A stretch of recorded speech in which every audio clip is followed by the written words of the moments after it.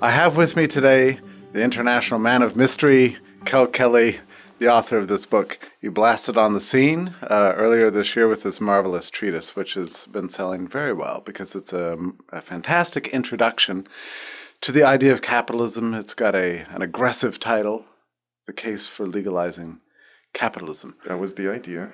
What was tell me about the goal in writing the book.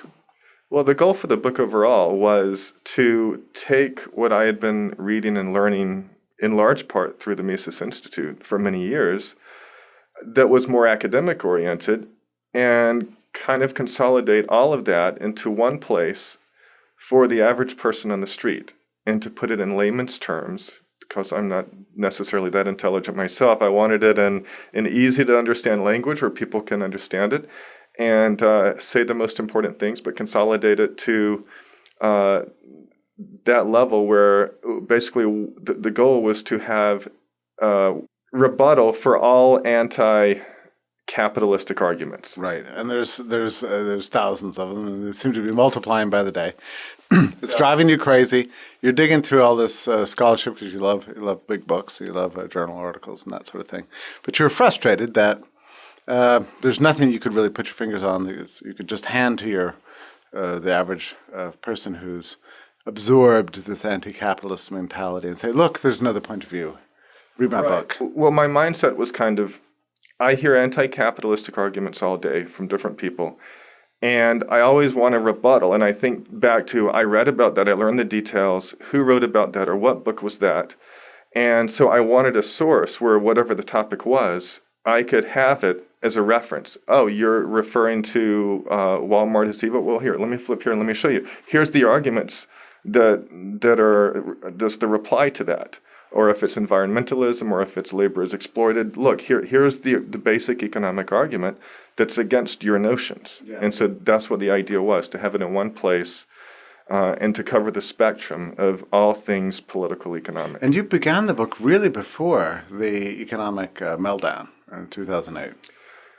Yes, I began it kind of as it was unfolding in earlier 2008, before the big crisis came in. Well, I guess it came in March and then particularly September. So, yes, as far as that goes, it was kind of good timing, but it was unfolding as I was writing it, which helped because every day I would read, the New York Times when the first wave hit, and I read and I saw George Reisman remarked on the same article in a paper he wrote, that, this is the problem with the lack of regulation. Capitalism caused this. This is why we need regulation. And so that was kind of inspiration as I was writing it to address these articles. Yeah, it's remarkable, isn't it? Almost every day in the news, right? I mean, once you develop an eye for these things, you recognize the anti-capitalistic mentality everywhere. Absolutely. It's prevalent, and it's the common notion, and everyone believes that capitalism can't work, we need help, and so I wanted to show in as many different ways as possible that that's simply not true, and here's why. Here's the details why. Here's the logical cause and effect explanation as to why your story, your belief is not true. And by capitalism, of course, you don't mean anything peculiar by the term like, oh, we should love capitalism versus labor or, whatever. You just mean the market economy. And you have no problem using the term capitalism. It's a provocative term for people. Well, and in the book, I use capitalism and free markets interchangeably. Yeah. And I probably expand capitalism more than it usually is to include kind of social ideas also. But really, when I say capitalism, I'm referring to absolute complete freedom for individuals and businesses to operate as they want. And as I said, it's also known as free markets, just letting people be free to produce and buy and sell and trade and interact with each other the way they want, with no one dictating and trying to structure that, as long as they do not harm the others, including by way of fraud. And a lot of times what people think capitalism is not capitalism at all, right? I mean, quite often you'll hear things like, well, it's just terrible the way these bailouts, rewarded rich, wealthy capitalists that's capitalism for you. That's right. That's constantly applied to various things that we know as we who know the difference between true free markets and regulated markets. If you say to people in general, do you support free markets? Yeah. Most of them will say, yes, we do. Right. Then you start getting to the particulars. Well, do you support a minimum wage? Do you support subsidies to help our poor farmers? Do you support X, Y, and Z? They'll say, well, yes, of course, you have to have that. Or we have to have an FDA because we have to make sure, or we have to have an AMA so doctors won't cut out our spleen instead of our repairing our heart or whatever. But the fact is, that is an absence of free markets. Yeah, that is regulation. That is government control. And there's a point that you brought home again and again that the owners of airplanes, airline companies, don't want their planes to crash. The people who make food don't want to kill you with their food. The doctor doesn't want to cut out your heart instead of your spleen or whatever, right? Businesses have all kinds of incentives to do the right thing. Yeah. No, they do screw up sometimes, and more often than not, like the recent BP oil spill, that's because they had incentives to do what they were doing. In other words, it was regulation. But accidents can still happen. Even if they were a complete free market-oriented company, oil spills will happen. Right. So it's a reasonable book. I mean, you address people's common concerns. I try to address every single common concern during any election cycle, whatever the issues are. Yeah. I try to put them in perspective in this book.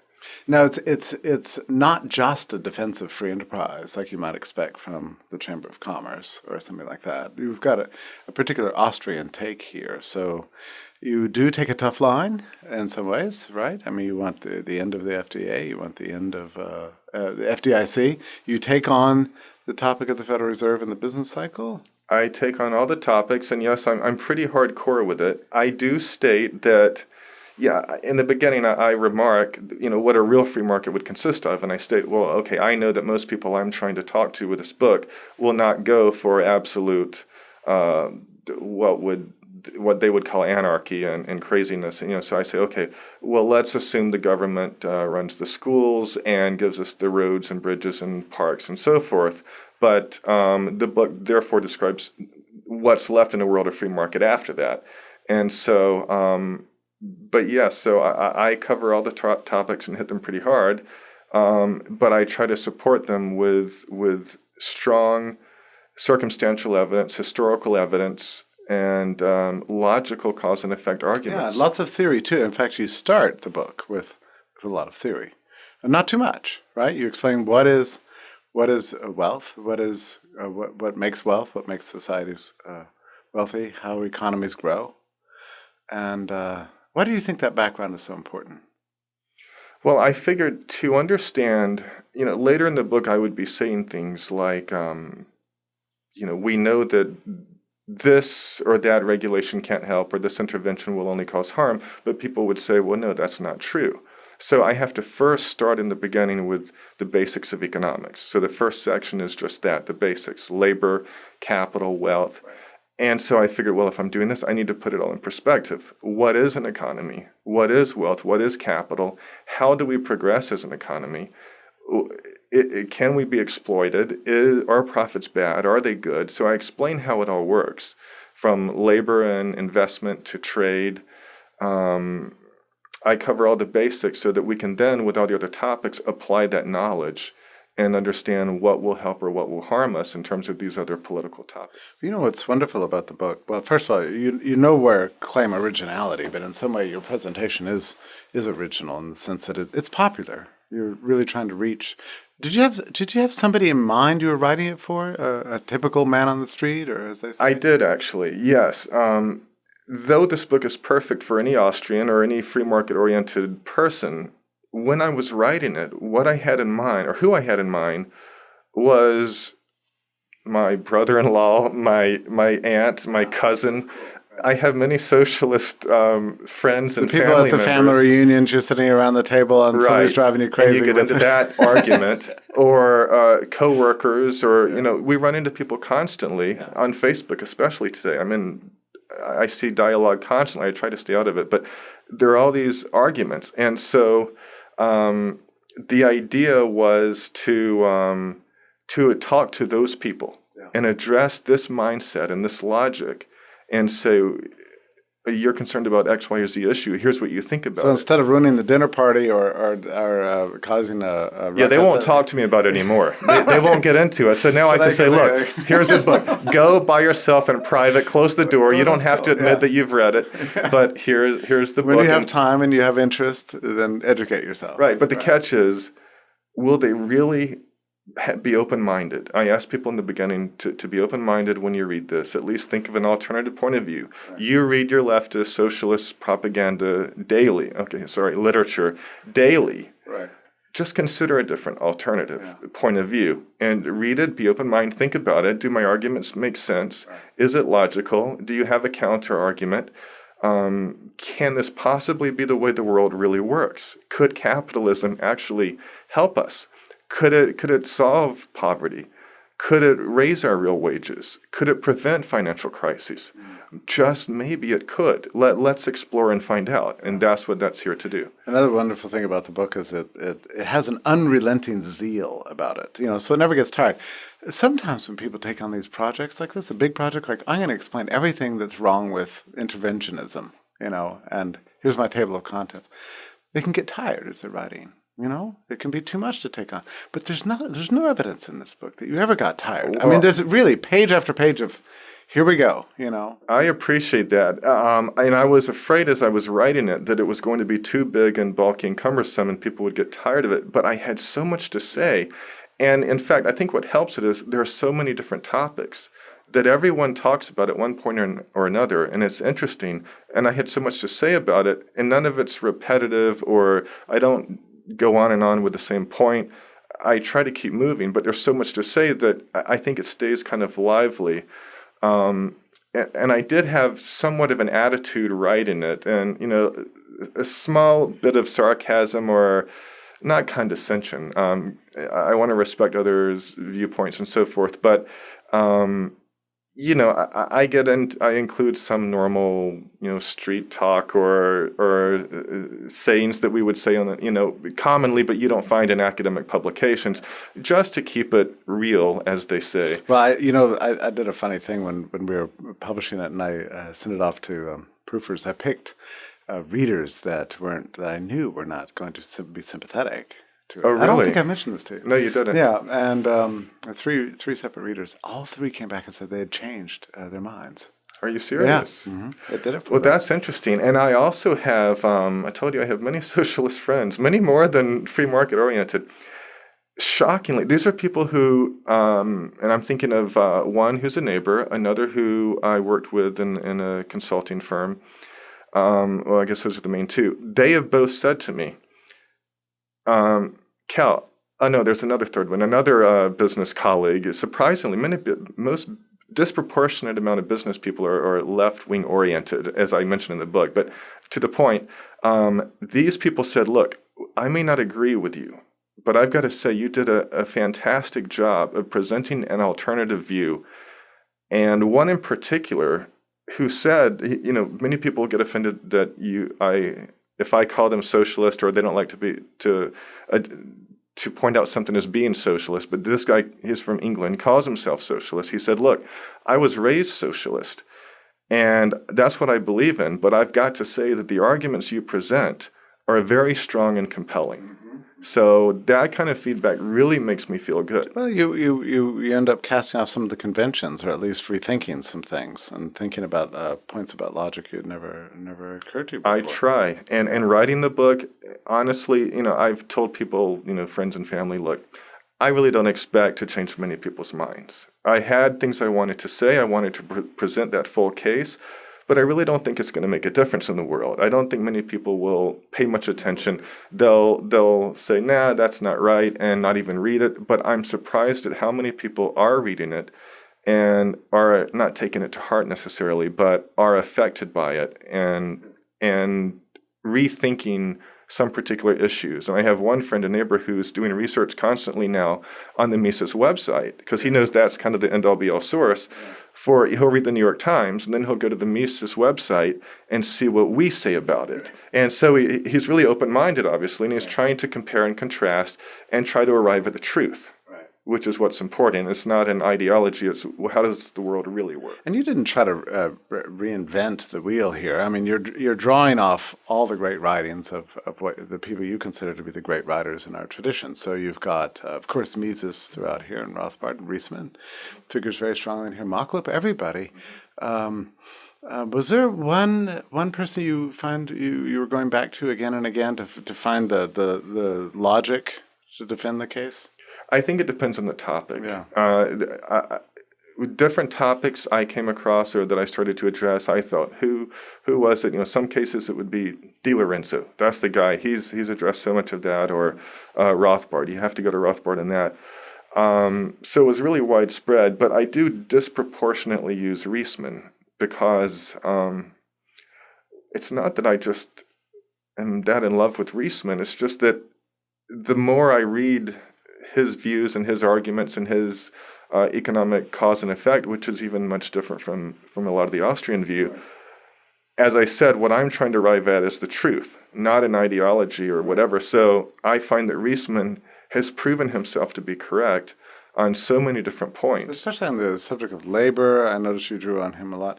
And same with Tom Woods does the same thing in his writings. He really finds himself going back to Reisman again and again on the subject of labor and wages and capital and their relationship. And especially profits and interest and inflation. I mean, Reisman is brilliant on inflation. We all think we know about inflation and the cause and effect, and but you listen to Reisman an hour on it, and there are plenty of audio lectures that you guys have done with Reisman. It turns your world upside down. Yeah. Even knowing Austrian economics, and you listen to Reisman, you say, wow, that's a whole different perspective or a whole different edition. Yeah. And then, of course, on the environment, too, you draw on him. And Bloch is throughout there in the environment. I did, that's right. I would say Reisman, Bloch, and an outsider, so to speak, Bjorn Lomborg, who's got a new movie coming out. Is that right? The anti-Gore movie. It's his answer to Gore's. Yeah. But as I state in the book, for a lot of these cases, I'm defaulting to their view. I state in the book, it's not that these aren't my ideas. I'm not that bright. I've learned this from other people, and I've learned it and I'm incorporating it. But when I use disproportionate amount of references towards one or two people, I kind of explain that does represent kind of the consensus view. I'm not going to collect all kind of different authors and all that. They're all saying the same thing. It's consolidated in this view. And the value added here is, well, there's a number of points, but the fact that you're dealing with contemporary issues always. These are all, most of your examples are, the last 5 years. So you're dealing with things that people have a vague memory of. You have an ability to write, obviously. Everybody tells you that, and it's perfectly clear here. You write well, and you can speak in a language that everybody understands. You avoid jargon, which is nice. And for those people who want to do a more in-depth research, you have all the bibliography there and all the footnotes that you'd ever need, really. I do. Well, part of that is because I was very concerned about using others' materials. I'm not a writer, and I wanted to make sure to assign credit where it was due. So I wanted to make sure I documented where every single thing came from. But yes, that leaves you with a lot of sources and a lot of references, which is extremely important in the war chapter. The war and patriotism chapter, which some have said is really the most intriguing in the whole book. Well, it is because you don't expect it, I think. You don't expect it. Very few, even Austrians, probably focus the least on historical events and so forth. But the point is, when you read about these and you learn it, you read Ralph Rako or some of the others, and you learn about how history really went down, or at least that argument for how history went down, it's shocking. And so, as I state, I know this will be very shocking to people. I don't have the space to really defend and justify it with here in the book, but reference the sources. Go and check them out for yourself. See where this information came from. And part of the problem too is we tend to separate, I think, economics from foreign policy as if they're hermetically sealed categories. But it's crazy.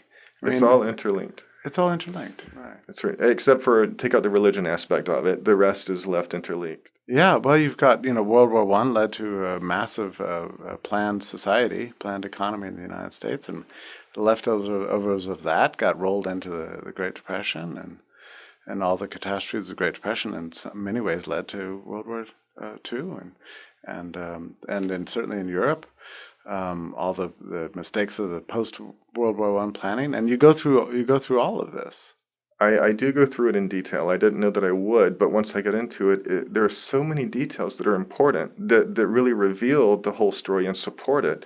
So I did go in, I made it a full-length chapter on the history of war and covering particularly the Civil War, World War I, World War II, because as I learned that information and learned how things really went down, or at least that argument of how it went down, if you don't buy what we're saying, it's very compelling, and I thought that story needed to be told, but the devil is in the details. And so you have to understand the different details and the different causes that led up to that. Right. Well, and it's also what makes the book especially compelling. I mean, it comes from an independent mind. The vision you're laying out here is not one of the options given to us by the official political culture, in which you're supposed to favor free markets, but then defend huge military budgets and favor war, So you're saying, look, you got to have peace combined with free markets, and that's a consistent position. But again, it's not one that is offered to us by our normal political categories. No, and I would say even more what I'm doing is saying free markets are not what you think they are. You all state that we need free markets, but you don't really support that. If we had free markets, the world would look very differently. Your life would be much different. It would be in much better shape. You wouldn't have the wars. You wouldn't have the poverty. And then, of course, I have to go and explain most people's response to that, which is, oh, that's just being ideologic and utopian. That would never exist. And so I have to go then explain, well, it's not existing because you're preventing it. It used to exist. Different parts of this exist in different industries or different countries, but you actively vote every year to prevent this from existing, and it's not utopian. This is realistic. It has existed. It worked, but this is what you prevent every time you go and vote, and here's what would happen if you didn't do that. Now, in the course of this, you clearly probably gained some insight into the mindset of those people who constantly oppose capitalism, people who walk into a Walmart and say, this is a disgrace. This is disgusting. Like my cousin. Which is something I'll never... She's never been into Walmart. Never really understand that. But anyway, there's the aesthetic objections, there's the moral objections, there's just economic ignorance. What did you learn about the anti-capitalistic mentality in the course of writing this book that you might not have known before? That's a great question. I think, sadly, that it's worse than we thought it was. Because I remember reading, when I first got hooked up with the Mises Institute and was reading different articles and so forth, I thought at that point some of the claims were extreme. I thought, well, okay, I get you're against that, but I think you're really overdoing it. I think you're kind of stating that it's more extreme than it is. Well, I've learned that it's not. I've learned that it really is much worse than we realize. And part of it is understanding the difference between free markets and not having free markets, because then you understand that things you thought were free markets are regulation and intervention, right. And that's all brought about by that anti-capitalistic mentality. And behind that, if you look at the history of how the laws went into effect, what the groups were that put them there, you see that they were very anti-capitalistic. They wanted to prevent that, and those laws and regulations and so forth were put in place just for their ideology. And so the whole mindset is even worse than I thought it would be. Well, I suppose that in some ways this is another unique contribution of the book, is that you do understand this Misesian idea of the interrelationship between interventions. You have one intervention 1 year that creates new problems that leads to another intervention and so on, and these all pile on together. And you kind of patiently go through this in sector after sector. I tried to remind myself to hammer that point in at different places, because it's so important. And going back to the financial crisis taking place during this book, I hit on that everyone says, oh, this is an example of why we need regulation. Look what's happening out there. I saw a movie on Friday night called Insider Job that explains the 2008 financial crisis from the traditional point of view. And of course, the bottom line is we need regulation. This happened because we didn't have it. If it's like all the others, it gets some things right, but Right, there's some truth, and Yeah. that's where you say, yeah, that's right, tell them. But it really mischaracterizes, misses the point, and the rest of it's outright propaganda. did you see Wall Street? Yes, the original is one of my favorite movies, actually. Yes. Yeah, it's a wonderful movie. I mean, the new one. Yes, I did see the new one. I It thought does was have awful. some of those problems, right? I mean, it captures some truth, but misdiagnoses things in some way. Yeah, completely, much more egregiously than the first one. Yeah. Now they make the first one made normal business practices evil, kind of the equivalent of saying, oh, short selling, you're selling against the company, you want it to go down, that's evil. That's just a misunderstanding. But in the second movie, they turn it into the people that do these kinds of things are so terrible and evil that they would steal the money from their daughter, leave the country and never see her again. And that's kind of what they did in this movie I saw on Friday night. They have a whole different section on the lives Wall Streeters live. They're filled with their nights are filled with prostitution. Not that they're doing it. They have prostitutes. They're on drugs. This is who we're dealing with.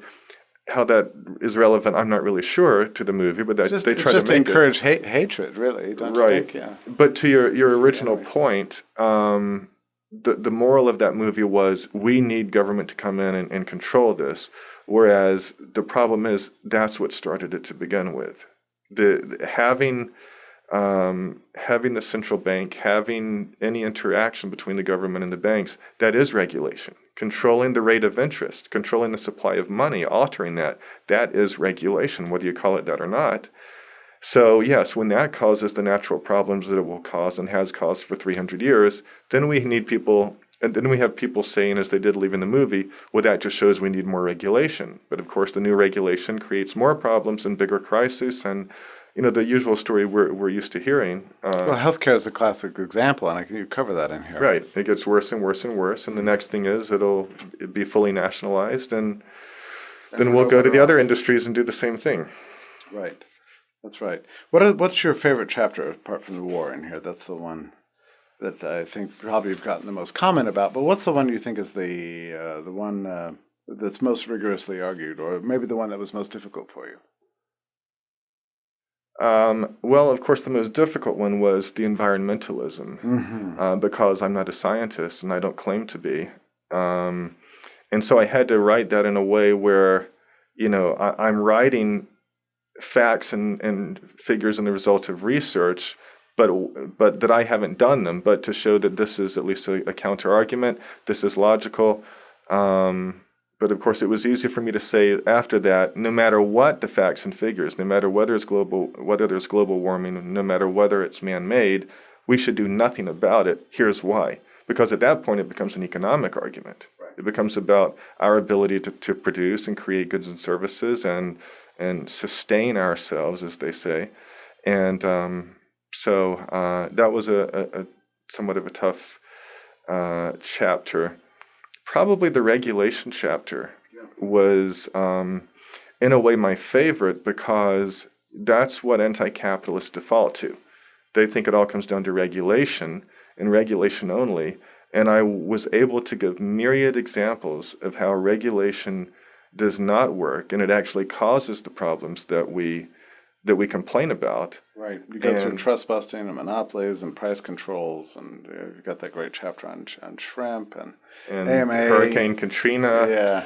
And airlines, oils, everything. That's right. So the idea was to show that, look, all these things you see in your daily life that you complain about, like standing in line at the airport, being stuck on the tarmac for 4 hours, that's regulation. Yeah, people blame the airlines. I mean, this is oftentimes what happens. The industry gets the blame, and yet behind it, you've got this kind of the industry never says anything about what's behind it. Of course, they were involved half the time in bringing about that regulation. But that was the point of that chapter, to say, look, all these things around you that you complain about, the healthcare is a problem, airlines, the Hurricane Katrina, everything, that all came about because of regulation. Right. Regulation doesn't help it. it harms it. Right. There's a hidden hand in the background, and you're going to reveal who it is. That's what you do throughout. Right. I really enjoyed the last chapter a lot. This is the chapter where you take on various political headlines. I almost left that out because I was afraid it'd make it too long. You know, but what was cool about it is that, every day, a person with economic knowledge, and by now you've gotten through 10 chapters, and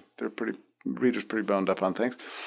If you know economics, you understand the logic of capitalism, you pick up the newspaper, it drives you crazy. So you read the headline and think, oh, here we go again. You read the story, and you want to write like an op-ed against what the bias of the story. Well, that's more or less what you did. You have like one-page criticisms of these headline news stories. Well, that idea came from the fact that, well, two reasons, I guess. One, as I read these headlines day after day after day, for years now, I see, knowing economics and knowing economic cause and effect, I see the ridiculousness in it that the average person will not see. The average person will see a headline that says, as happened last year, the U.S. is imposing tariffs or quotas or whatever on Chinese tires. We've got too many tires coming in at too low prices to help consumers, so we need to stop that. Most people, because they're stuck in the same kind of mindset that the New York Times feeds them, will say, yes, that's right, we do, because those tires are they could hurt our workers. That's it. That's the problem. So we need to stop that. And so I see how that raises prices for consumers and eventually puts workers out of work, actually. It does the opposite. So I wanted to take that kind of example and take a lot of those examples. Now that we've gone through the book, we've learned economic cause and effect, we've seen circumstantial evidence of how it doesn't work. Let's take real world things. Let's just take random headlines. And it was just that. I just pulled random headlines that were around me and say, let's look at this. Let's analyze what it really means now that we understand how the world truly works economically. Right. And well, it's very satisfying for the reader, because it's all this stuff that I think when I'm reading the newspaper. I'm thinking, oh, I'd love to see somebody address this. Well, you've done it. So it is nice. I just hope that the anti-capitalists who read it will, actually get it. One of the articles in that chapter are one where a German city imposes solar panels on its citizens. It makes all citizens purchase solar panels. Yeah, and for their own good, right? For their own good. Lo and behold, it was too expensive for most citizens. They didn't want to pay that cost, so they complained. But what they said was, we don't mind you doing this to businesses. We just don't want you to do it to us. Yeah. But they don't get that if you do it to business, it harms them. Everything's related. Regardless of the morality of it, how unfair it is. But so my hope is that people will see something like that after reading the rest of the cause and effect and see, well, the world doesn't work quite the way I previously thought, but I don't know if they're going to get it or not. Well, you drive home the point again and again that wealth is not something you should ever take for granted. It's not somehow given to you by the heavens. In a state of nature, we'd all be scrounging around eating nuts as they fall from the trees or whatever. So everything you see around you everything you love is in a way born of the capitalistic process. And it's created every day, that wealth. And that's one thing I try to hammer home when we get into this wealth redistribution argument, which I was engaged in with someone just a couple of days ago. And I said, what do you think? There's a constant set amount of wealth in the world, and it's just a matter of how we all grab for it and who can get it, and somehow the wealthy always can grab the most. And I said, no, wealth is created every year. When the first caveman picked up the first rock and beat it against another rock or whatever, forged a tool or did something with a wood to create a stick, that was the first wealth. We've been producing ever since in the same way, basically. And so we produce more wealth each year, and it's mainly the wealthy that create this stuff for us, these capital goods, these consumer goods. And people are paid in accordance with their incomes, and so that's why they're wealthy. And that helps us in the process. It helps the poorest of the poor with lower prices and jobs available and so forth. And so that wealth argument is very important about that it's created. It doesn't just exist. So people are born into the world and they take it all for granted because it all seems to be around them. It's given unto them, and find no compelling reason to investigate where it all comes from. That's right. I could make an argument, well, economics is complicated. It takes time to learn all of this stuff. And, I don't take time to learn how my car works, Right. via physics. But at the same time, you might think that people would, when they're voting on these issues, they're interested in them, they're talking about them, and they're going to take action and vote so that something changes. They should know which way it's going to suppose change. that's the irony, isn't it? I mean, if we had a purely free market and a free economy and not such a heavily politicized society, it probably wouldn't matter in some ways whether the average person learned economics, right? Or maybe And that's what I Mises- state in the book. Yeah. I state that economics is really worthless. Yeah. If we had a free market, it's worthless. Right. No, because okay. we don't need to know how businessmen do what they're doing. Look at them. They're out there creating goods and services for us. They're giving us jobs. They're giving us capital. They're financing our homes. Who cares how it happens? And really, writing the book was a waste of my time. In the bigger picture, it was a waste. I should have been out doing something else instead of spending time doing that. I should have been producing. I did this because we need something like this, I believe. But the point is, focusing on economics is, who cares? But when you're living in a dicey situation like we are today, and it is dicey. Well, that's why I said what economics is today is the study of the effects of intervention in the free market, because the government's intervening every day, and it has an effect, and we need to know what it is. And that's what the study of economics is. And no academic professor will claim that. But if you go and listen to what academic professors are telling you and what they're explaining, the fact is they're remarking on intervention that took place, what the results are, or how the government should intervene in a different way to give different incentives and have different outcomes. And that's what economics is I about. would love to see this book assigned in a college class. I could easily see it enlightening most of the students at Auburn University, for example. If you took a class on, I don't know, one of those civics overview classes that everybody has to take. If this were assigned, wouldn't that be something? I think it could make a big difference if that book or similar ones, if that kind of thinking and that kind of logic was explained in the world, then it would make a big difference. I was giving a lecture at Florida State University one time on inflation and money and the central bank and so forth, and these kids were just in shock of what I was saying. The central bank creates inflation? No, Mr. Kelly. It's there to stop inflation. Right. That's what its goal is. It wants to stop it. No one teaches them how it came about to begin with, except to say that workers could ask for higher wages or businesses could raise profits and create inflation, which is impossible.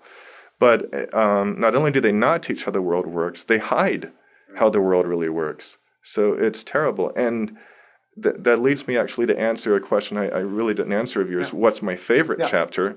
And I just realized it talking about that is the morality of capitalism. Oh, yeah. Mm-hmm. Because separate from what you think economic cause or effect is, you have to look at what the morality is of your actions. And especially considering that that's what the socialists are so big on. All the leftists are about morality. We have to help someone. We have to do the right thing. But what they do is the opposite. Right. Because theft, taking someone's property, giving it to someone else, separate from the fact that it doesn't even help them economically, it's morally wrong. Yeah. To have someone who started a company and go and regulate them and force them to produce this but not that, and penalize them for making too big of a profit in one particular year, and threaten to nationalize them, as our own government has done, that's completely immoral. Yeah. And you have this nice section here on giving back to society, that every business is somehow under the obligation to give back, which implies that they've been doing nothing but living parasitically off everybody. That's right. I try to address all these common things I hear through time. I was encouraged through a work thing, I forget what it's called, teaching school kids economics and all that, and my CEO said we have to give back. And I thought right then, that's not giving back, that's giving. And so I addressed this, and I refer to the fact that when we say we have to give back to society, society is really, who is society? Well, society is supposed to be all of us, but it's really the way you actually use it. Society are those that are net receivers of transfer payments. So we're supposed to give back to them, which means just giving to them originally. Never mind that those who are supposed to give were the ones that already gave the most in terms of paying the most in taxes by creating companies and industries and funding them and being entrepreneurs that drive that whole idea to begin with, and managing and directing that to make it profitable and create jobs and create wealth and give us all goods and services at lower prices. They give in all these kinds of ways, but yet they're supposed to give back. But it strikes me, actually, that a prime target audience for this book would be capitalists themselves, because they need to develop a greater consciousness of the contribution that they make to society. Yes, they have no idea. Right. And, it's funny. People always say to me, what about this? What about that? I say, read the book. It's in the book. Everything's in there. But this is a prime example. I address that topic. I explain how Bill Gates and I can't think of his first name, Bloomberg, they want to give their money away. And, Bloomberg is an outright socialist. Bill Gates is trying to do the right thing with medicine in Africa and all that. But the point is, I was trying to make the point, not that we shouldn't give and help people, we should, but that businessmen don't understand that keeping that capital and not just giving it away does much more good than doing that, just giving it away. It funds repetitively projects and creates more and more wealth. Once it's given away, it's gone, it's consumed. So yes, businessmen should understand. They should read this book. We've always been in need of a book to explain to capitalists themselves what it is that they're doing good for society, because so many of them doubt. They listen to the news media. They have instincts toward entrepreneurship and never quite understand the rationale, and that's okay. But when they're under attack like they are today, we need books like this. So I'm grateful to you for writing this book. Thank you for letting the Mises Institute have the opportunity to publish it, and I hope it gets a wide reading. Thank you. Thank you so much, Kelly, for visiting with me today. It's been a pleasure. Nice to be here.